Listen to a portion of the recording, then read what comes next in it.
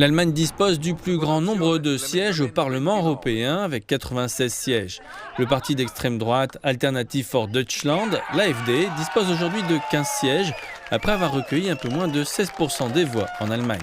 Cependant, quelques jours avant les élections, le parti a été exclu d'une coalition de partis d'extrême droite au Parlement européen en raison de déclarations faites par ses membres qui ont été considérées comme ne faisant pas partie du discours politique acceptable. Le parti a fait l'objet d'accusations de fascisme et de racisme flagrant, de corruption et même d'espionnage pour le compte de pays étrangers. Pourtant, cela ne semble pas l'avoir beaucoup affecté.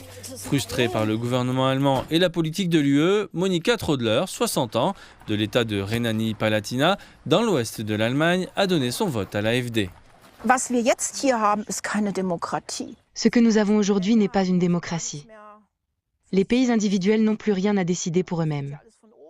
Tout vient d'en haut, de Bruxelles. Je veux pouvoir m'exprimer en tant que citoyenne. Oui, je veux être interrogée sur les décisions importantes. L'AfD va plus loin, affirmant que les politiques de la coalition tripartite au pouvoir en Allemagne ne sont pas seulement vouées à l'échec, mais qu'elles constituent une menace pour la paix et la prospérité du pays.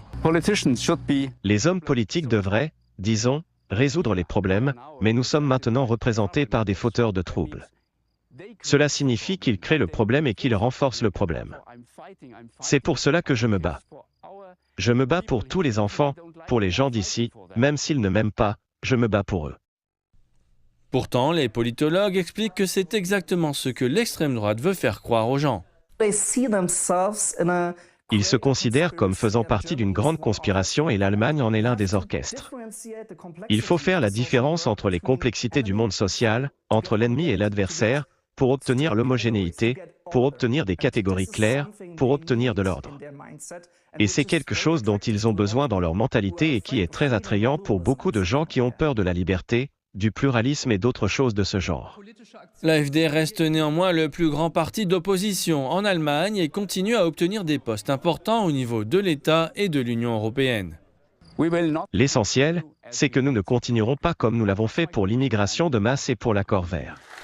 Toutefois, le poids exact que l'AfD et les autres partis nationalistes eurosceptiques auront à Bruxelles dépendra de leur capacité à travailler ensemble.